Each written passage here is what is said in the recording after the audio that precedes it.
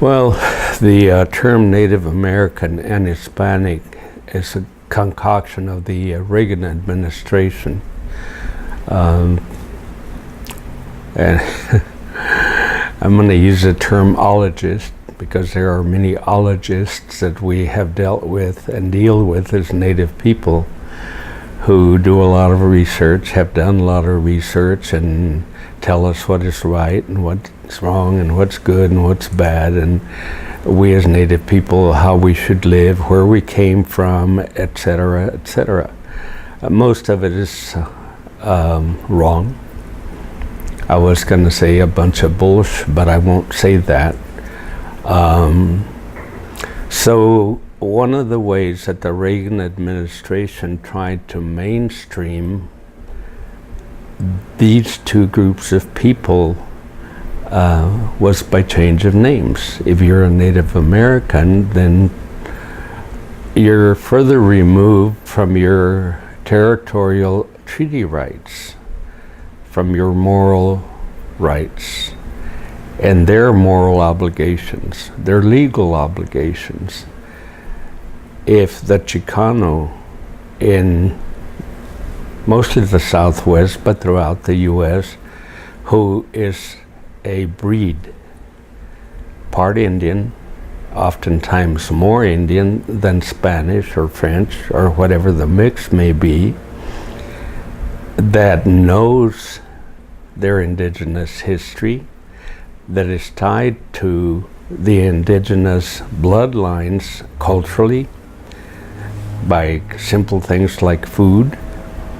And if you make them Hispanic, then all of a sudden they become more European in thinking, in dressing, and being. And so it's easier for us to communicate based on the Eurocentric commonalities, whereas if you're Chicano, and even Mexican, but especially Chicano in this country, where in the 60s and the 70s there was a very, very strong proactive movement to recognize the Indian heritage and culture as part of the U.S. came to us.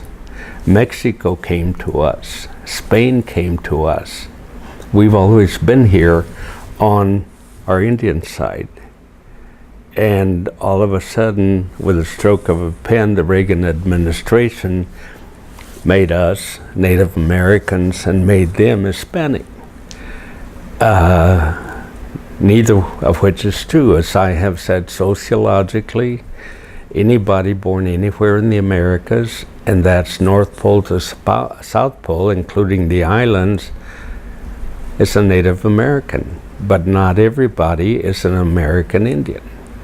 The Chicano group, ethnically, culturally, in this country were the closest to being and talking about being American Indian or of American Indian descent.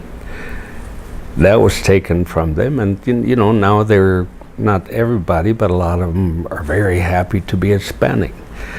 A lot of our people, because more and more the government money and laws refer to us as Native American, have started using that term. The other thing I don't like about the term Native American is that when you abbreviate it, it's NA. And realistically, there are many, many forms that when you fill them out, if it's non-applicable, it's NA. And I certainly am very applicable in my own country, in my own rights. Small matter, but big matter. The reason that at IIA we use Native American Indian is to try and allow for that lie that Reagan and his people put forth that makes us Native American without losing our Indianness. And legally, culturally, ethnically, we're not going to lose our Indianness. The reality is that in 1492, what is now the country of India, was Hindustan. Hindu are the people. Stan is a country. People of the Hindu. It's just like Afghanistan. They're the people of Afghani. Kurdistan, the people of Kurd. So, but the revision of their history tells us that Columbus called us Indians. And no. In his annals, he wrote that he and his men were treated so good by the Indian people they were around, mostly the Tainos, around the lower islands, closer to the U.S. And he wrote, "En Dios," they treated us like Christian-like, or in Portuguese, in Zeus. So that became Indian by the British. Keep in mind that 1492 and for many years after, the British and the Spanish were at war with each other. And part of the war was not only physical, naval, army, but psychological. What can we do to put them down, to make them look bad? You know? And that's, so no, I use the term indigenous. That's my preference. American Indian is, a preference.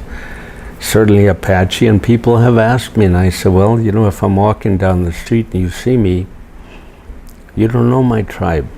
There are many of us. So I do not expect you to call me an Indian or American Indian because you don't know what tribe I am. But it would be nice to be recognized, first of all, as a human being. Secondly, as a native person, as an indigenous person. And that's why if somebody calls me chief, as I've been called many times over the years, I don't get upset. They do not know my tribe. They know nothing about me, but by tone of voice and attitude, normally when I have been called chief, they are recognizing me as an indigenous man. And it's with dignity and pride that they have said that.